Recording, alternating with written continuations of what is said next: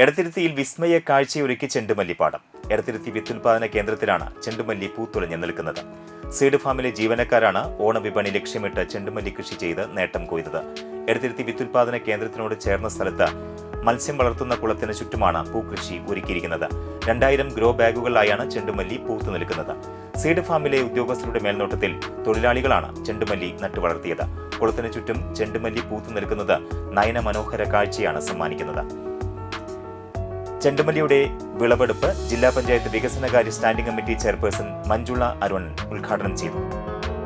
ഇവിടെ ഇത്രയും മനോഹരമായി ഈ കുളത്തിന് ചുറ്റും കൂടി ചെണ്ടുമല്ലി കൃഷി ചെയ്ത പ്രതീഷിനെയും അതേമാതിരി നമ്മുടെ സൂപ്രണ്ടിനെയും പ്രത്യേകം അഭിനന്ദിക്കുന്നു. അതോടൊപ്പം ഇതിന് സഹകരിച്ച നമ്മുടെ സ്റ്റാഫുണ്ട്, ഇവിടെ ഒരുപാട് വനിതകളുണ്ട്. അവരൊക്കെ വളരെ ഭാവനയോടുകൂടിയാണ് ചെയ്തിരിക്കുന്നത്. എത്ര മനോഹരമായിട്ട് കണ്ടിട്ട് എനിക്ക് വീണ്ടും വിശ്വസിക്കാൻ പറ്റുന്നില്ല. എന്തൊരു ഭംഗിയാണ്.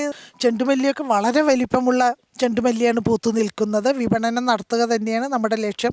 ഇതിനു മുൻപും ഇവിടെ ഫാമിൽ ഒരുപാട് കാര്യങ്ങൾ ഇവിടെ കൃഷി ചെയ്തിരുന്നു. എള്ള്, തിന, ചോളം, പുല്ല്, കോറ എന്ന് പറയും. അങ്ങനെ ഒരുപാട് തരം കൃഷികൾ നമ്മുടെ പ്രതീക്ഷ കൃഷി ഇവിടെ ചെയ്താണ്. അപ്പോൾ പ്രതീക്ഷിനെ എന്തായാലും ഇവിടെ തന്നെ നിർത്തി നമ്മുടെ എടത്തിരുത്തി ഫാം തൃശ്ശൂർ ജില്ലയിൽ 9 ഫാമുകൾ ഏറ്റവും നല്ല ഫാമാക്കി മാറ്റിയെടുക്കുവാനുള്ള ശ്രമം നമ്മൾക്ക് നടത്തണം.